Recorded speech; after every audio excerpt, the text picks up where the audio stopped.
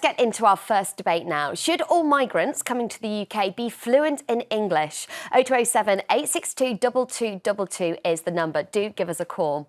At the moment, those applying for a work visa need to have the equivalent of English as a foreign language at GCSE level, which means they need to understand basic English in everyday situations. But the government is reportedly looking to tighten those rules.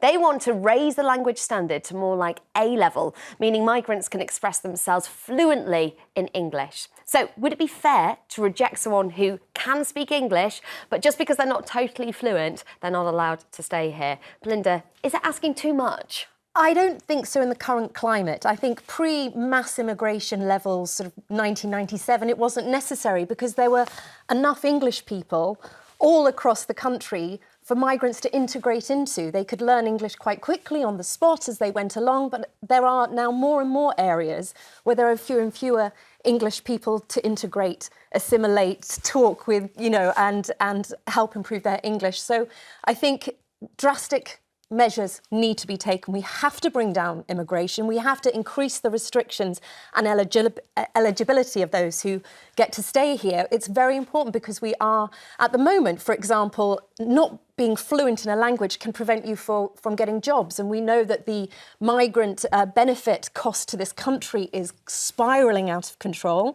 We know the NHS is paying 100 million a year for interpreters. And I cannot imagine choosing to live in another country and expecting that taxpayer to pay for my interpreter or my say Spanish lessons if I wanted to go and live in Spain.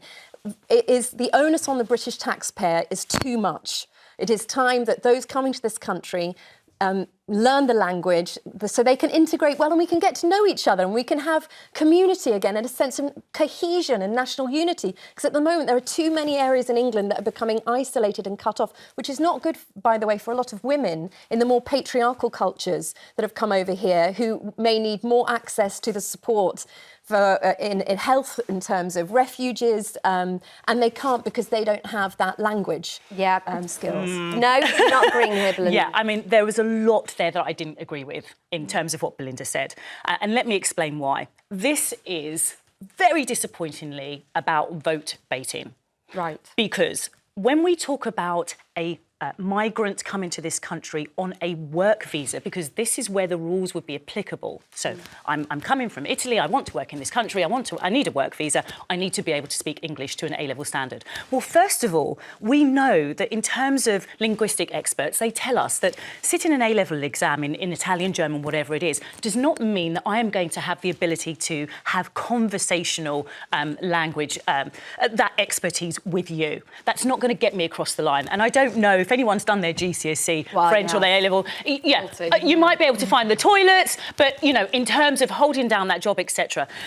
The problem with this is this is not about actually ensuring that we have migrants who can manage our language. This is actually about the government saying, I'm going to pretend that this is about immigrants coming to this country and learning our language, when really the people who we want to ensure are integrated into our society, who are supported, are the refugees, are the asylum seekers, are the people who have come here seeking our support and our assistance from the various different, for example, from Ukraine or from Hong Kong, etc. And this is not something that is applicable to them. So I'm worried that in terms of voter baiting, that this is exactly what we're seeing with this policy. Stick and plaster. Let's go to some of your calls. Dave and Cumbria, what do you think on this? Hi, morning all. Yeah, what I'd like to say is the trouble is with this country, it always has been because you can't do this, you can't do that. The trouble is now you get a lot of immigrants come to this country and they get put into a community. Then that community gets bigger and bigger. And if you ask them if they want to speak English, they'll tell you no. Why should they?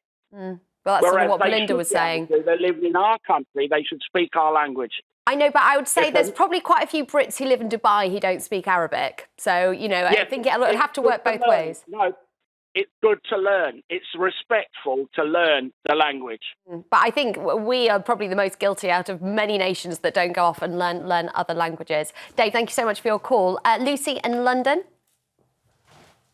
Hello, how are you? Hi, Lucy. How are you?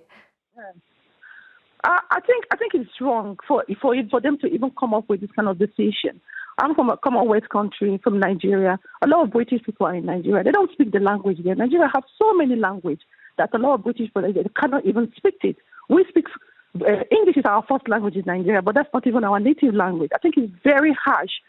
What about people that have learning needs? What about people that are dyslexic? There are a lot of British people that cannot even speak a proper English. So is this policy also going to apply to them?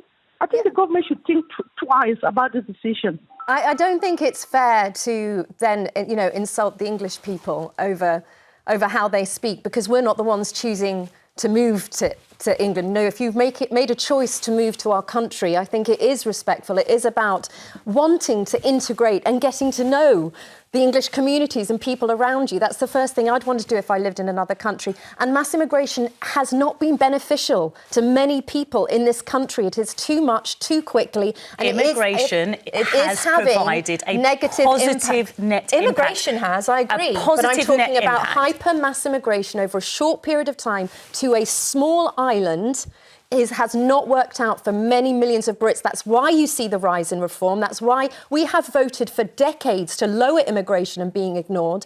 And I do think it's time for the British interest to come first and say, you know what, if you want to stay in our country, then let's get integrated, let's talk to each other and put the effort in to become part of our country so we can feel like a family. Thank you very much, Lucy, for your call. Let's hear from you, Broderick. You're based in London. Yes, good morning. I'd just like to say, when the people come here, I do believe that they should be sent to schools to learn English, not A-level Standard status, but as sort of a basic that they can understand, basic thing.